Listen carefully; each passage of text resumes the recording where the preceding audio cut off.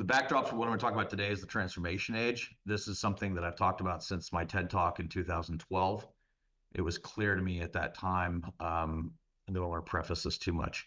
Yeah, just 10 seconds on it. I mean, it was clear to me after 2007 that what was going to happen at the intersection of the smartphone and digital technologies generally, plus high-speed data networks, is a radical restructuring of our epistemic structures such that all of our structures would start to change, and they'd start to change faster and faster in real time.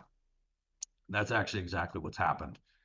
And so at that time, I called it the rise of the transformation age. I saw that the information age was ending and the transformation age was beginning. We'll get into that in greater detail in a bit. So let's step back and go through a very quick quadrivial view, what we call a quadrivial view, because we're looking at it objectively, of the planetary holon. So a planetary holon means that we're looking at the planet, we're looking at it as a single system, and we're making a set of distinctions about that view that break it up both hierarchically and sort of through a series of two polarities. Now, all of you will know this as the four quadrants, of course. And in this map, we see that we've got the individual person at the core of it. And the overall thematic here is the transformation age. So just call it this moment in history. We have the individual agent or person. There's different ways that we can actually define this ruler, as we know. For specific reasons, I put the institutional level as the meso level.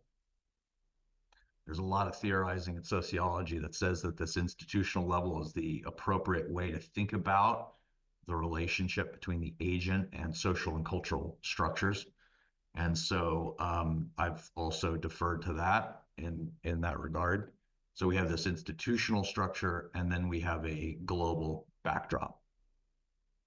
And then, of course, this plays out, and there are perspectival phenomena and things that we can notice in all four quadrants on the interior of the individual or the intentional psychological experience, in the interior of the collective, in the cultural and values and worldview and semantic experience, in the lower right quadrant, where we see the social systems, laws, regulations, and external manifestations of our exterior collective.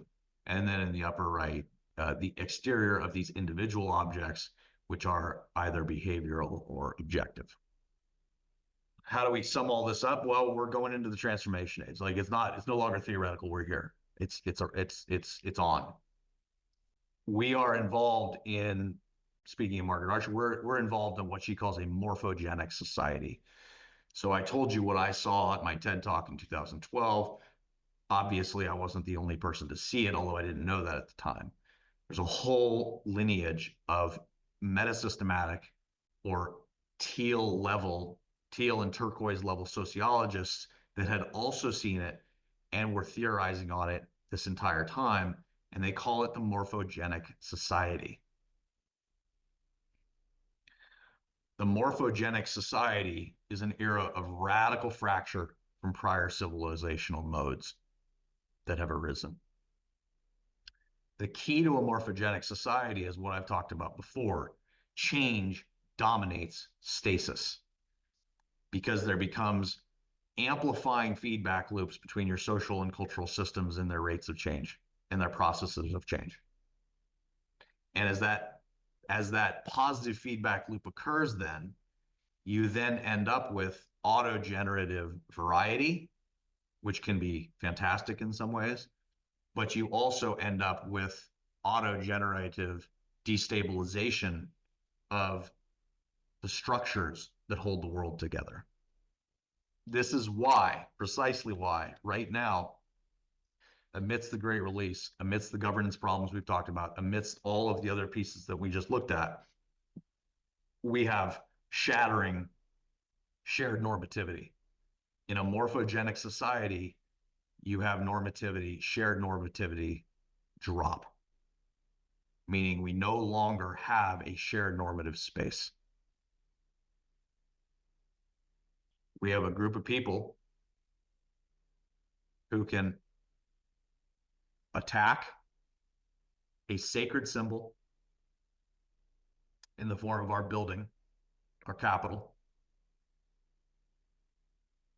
Part of the population is going to see that as an attack on the sacred and a violation of a long-standing, deep, normative principle that holds our society together. Another group of people can come to believe that it was a justifiable act of defiance against an institutional order that is oppressive, that is unjust, and illegitimate. That sort of breakdown in shared normativity, as just an example, is what we're seeing everywhere.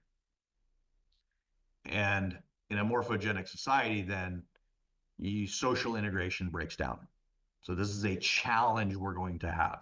It's a challenge of our life world. It's a challenge for leaders to take seriously about how do you then help to recohere normative spaces that can withstand the pluralism.